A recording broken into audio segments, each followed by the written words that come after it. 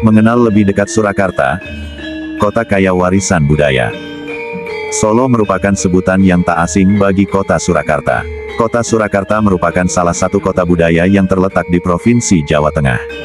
Kota yang lekat dengan dominasi budaya dalam sejarahnya. Kota Surakarta berbatasan dengan Kabupaten Karanganyar dan Kabupaten Boyolali di sebelah utara, Kabupaten Karanganyar dan Kabupaten Sukoharjo di sebelah timur dan barat, dan Kabupaten Sukoharjo di sebelah selatan.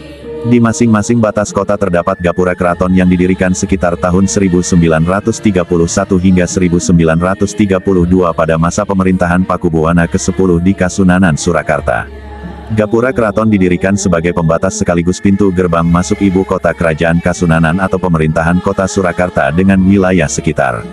Kota Surakarta pada mulanya merupakan wilayah kerajaan Mataram. Kesultanan Mataram memindahkan kedudukan raja dari Kartasura ke Desa Sala, di tepi Sungai Bengawan Solo.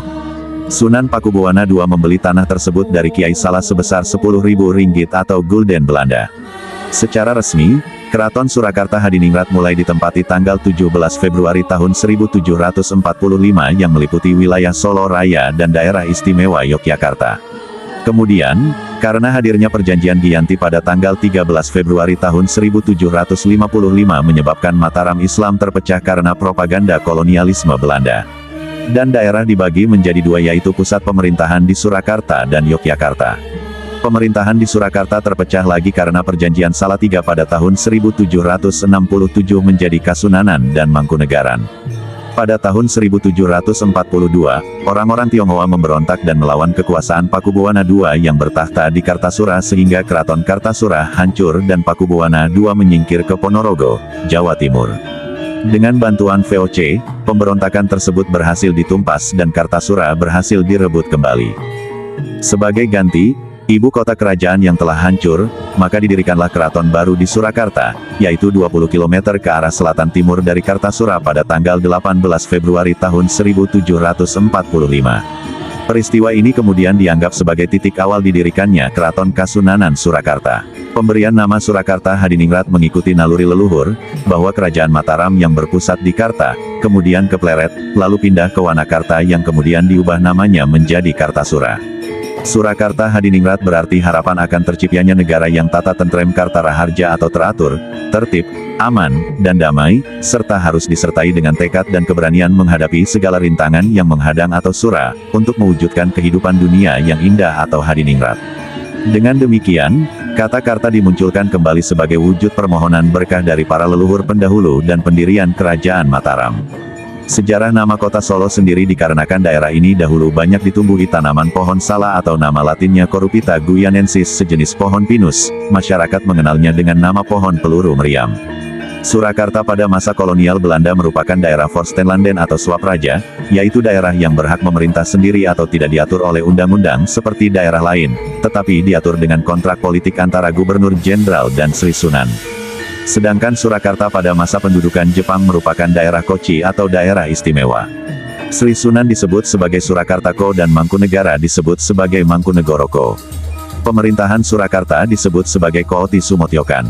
Ketika Jepang mengalami banyak kekalahan dalam Perang Dunia II, maka Jepang mendorong pembentukan badan-badan yang merancang kemerdekaan Indonesia, yaitu BPUPKI dan PPKI. Surakarta sebagai daerah Kochi diikutkan dalam keanggotaan BPUPKI dalam merancang Undang-Undang Dasar 1945.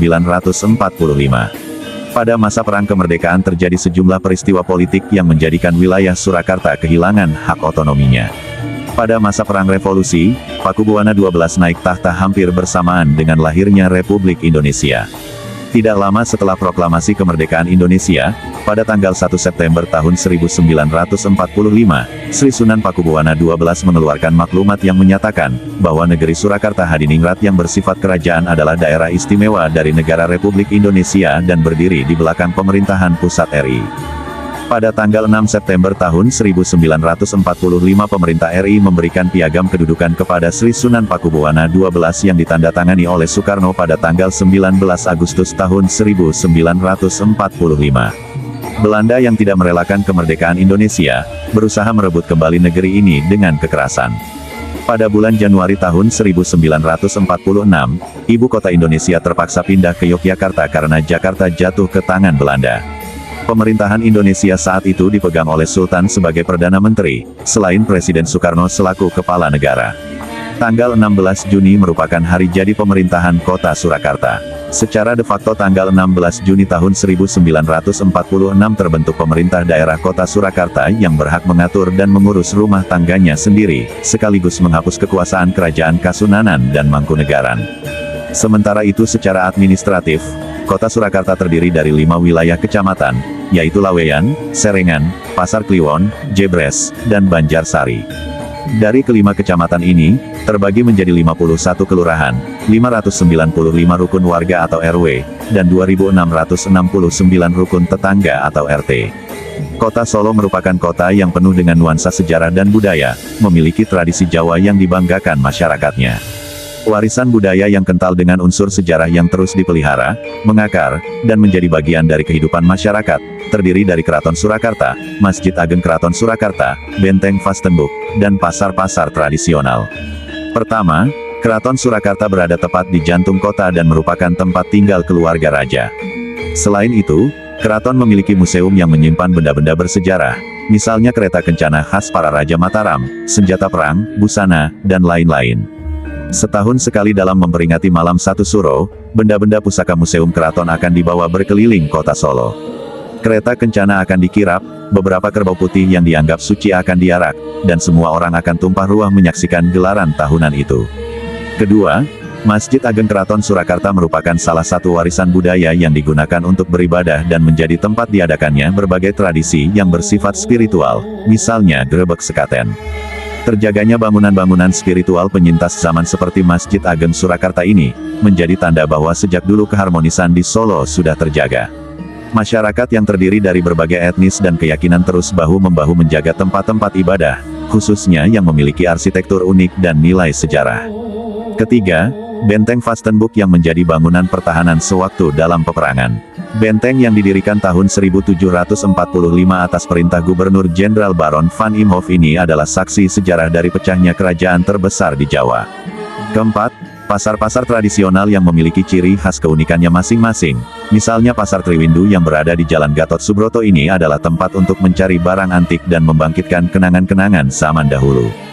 Selain warisan budaya lokal, terdapat warisan budaya kota Surakarta yang sudah mendunia yaitu, pertama, keris merupakan salah satu warisan budaya dunia yang ada di Solo. Keris ditetapkan oleh UNESCO sebagai warisan dunia pada tahun 2005. Kota Solo memiliki peran penting dalam perkembangan keris di negara ini, mulai dari era kerajaan, keris Pengging Jenggala Tunjung Seta hingga zaman era Keraton Surakarta. Kedua, batik dideklarasikan oleh UNESCO sebagai salah satu warisan dunia pada tanggal 2 Oktober tahun 2009.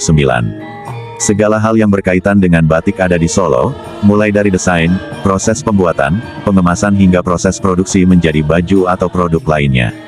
Ketiga, Sangiran merupakan situs arkeologi yang diakui oleh UNESCO sebagai warisan dunia sejak tahun 1996.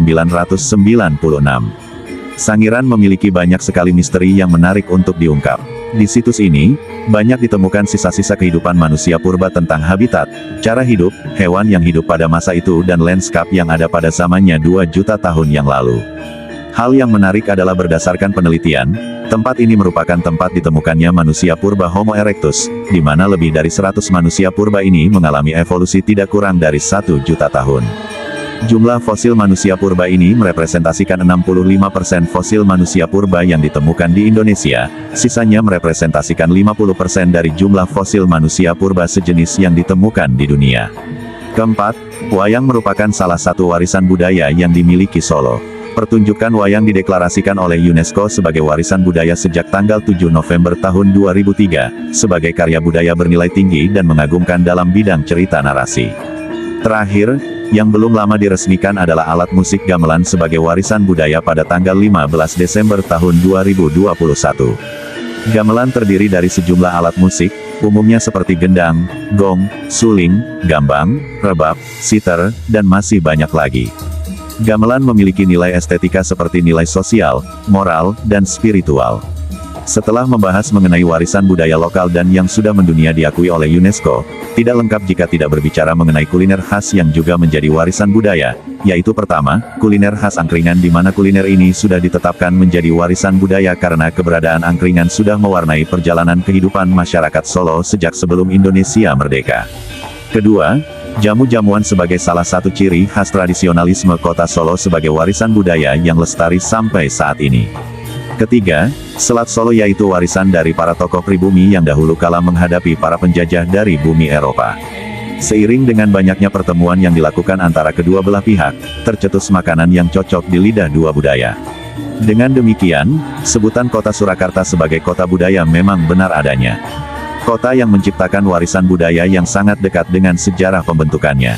Kota yang kaya akan warisan budaya mulai dari tempat bersejarah, benda bersejarah, dan kuliner yang masuk ke dalam daftar warisan budaya tak benda UNESCO. Selain itu, terdapat beragam budaya yang masih dilestarikan sampai saat ini, seperti perayaan sekaten yang dilaksanakan setiap bulan Maulid untuk memperingati kelahiran Nabi Muhammad SAW. Grebek Sudiro merupakan perayaan memperingati Tahun Baru Imlek, Kirap Pusaka yaitu perayaan Malam Satu Suro, dan lain-lain.